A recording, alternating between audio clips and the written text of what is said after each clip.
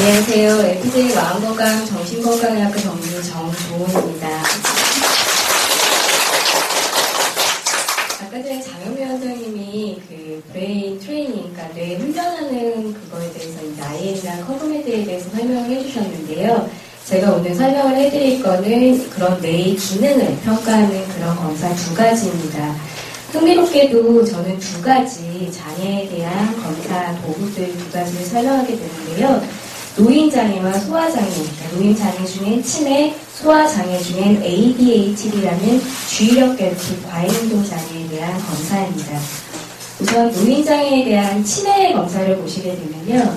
그 중에서 카즈 검사라는 것과 ADHD에 대한 검사 도구로서 CAT라는 CAT라는 검사에 대해서 설명을 해드리겠습니다.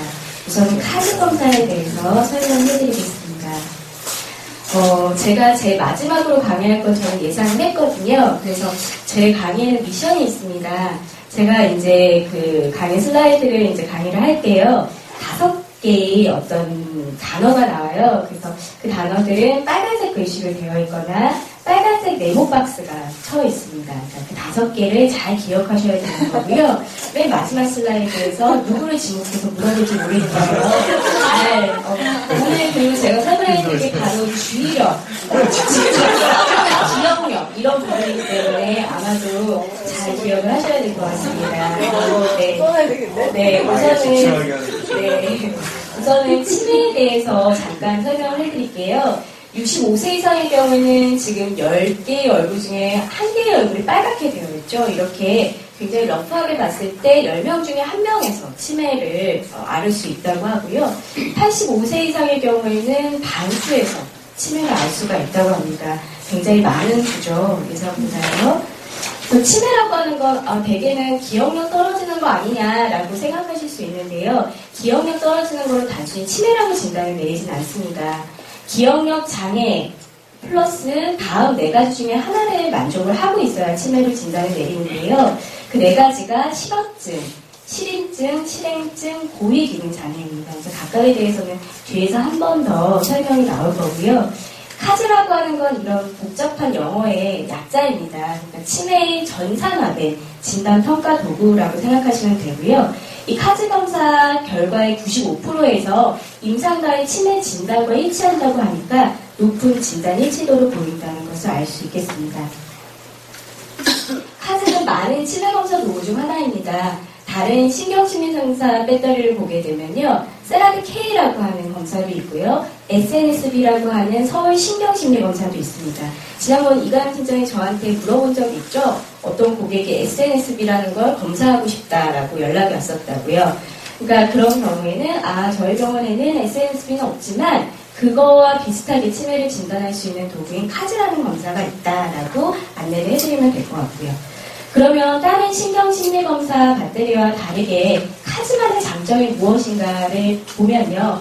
이건 이제 전산화된 검사입니다. 그래서 검사 후에 바로 결과를 출력해서 볼 수가 있겠죠. 그래서 조금 성질 급하신 분들은 이제 바로 보실 수 있겠고요. 이제 신경심리검사와 함께 임상검사 결과도 같이 입력이 되고 그걸 이제 토탈 결과를 보게 됩니다. 그리고 이제 이거 혼자 와서 검사 받아도 되나요? 라고 물어보시는 분들도 있을 것 같습니다. 보호자에게 확인해야 하는 항목이 있기 때문에 환자와 같이 사는, 그러니까 잘 아는 보호자가 함께 내어나면 더 좋겠는데요. 대개는 이제 우리 병원에 오시는 분들은 제가 좀 기억력이 떨어진 것 같아요 라고 마일드한 케이스로 오시는 경우가 있습니다. 그런 경우 환자 스스로에 대한 정보가 믿을만 하면 그냥 환자만의 검사로 결과를 내기도 하는데요. 조금 이제 연세가 드시거나 이런 경우에는 보호자분이 함께 내어나는 게 훨씬 진단적인 부분에서는 좀 정확하게 진단을 할 수 있겠습니다. 그리고 문맹자도 검사가 가능하다는 걸 혹시 물어보시면 안내해드리면 될 것 같고요. 그리고 카즈는 어떤 기능을 하는지를 보게 되면요. 치매의 조기 진단이겠죠. 여러 종류의 치매를 진단할 수 있습니다. 저희가 많이 하는 치매는 60에서 70%, 그러니까 치매의 60에서 70%에 해당하는 알츠하이머 치매가 있겠는데요. 그 외에도 혈관성 치매, 루이소체 치매 등 치매의 종류는 많습니다. 그래서 이런 것들이 이제 카즈에서 진단을 할 수가 있겠고요. 경도인지 장애라는 게 있습니다. 경도인지 장애는 치매는 아닙니다. 근데 피터슨이라는 사람이 이 경도 인지 장애를 진단했을 때요. 기억력 저하가 주관적으로도 있고 남들이 볼 때에도 기억력이 떨어진 것처럼 보입니다. 라고 얘기를 하고 객관적 기억 검사에서도 이상이 있습니다.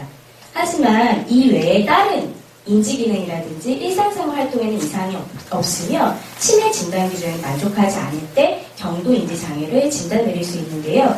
경도인지장애를 진단받는 사람의 10에서 15%가 치매를 진단이 된다고 추계하니까 경도인지장애를 저희가 감지를 해버리면 치매를 조기에 진단할 수가 있겠죠. 근데 카즈에서 이 경도인지장애, MCI라고 하는 게 진단이 나온다는 거고요.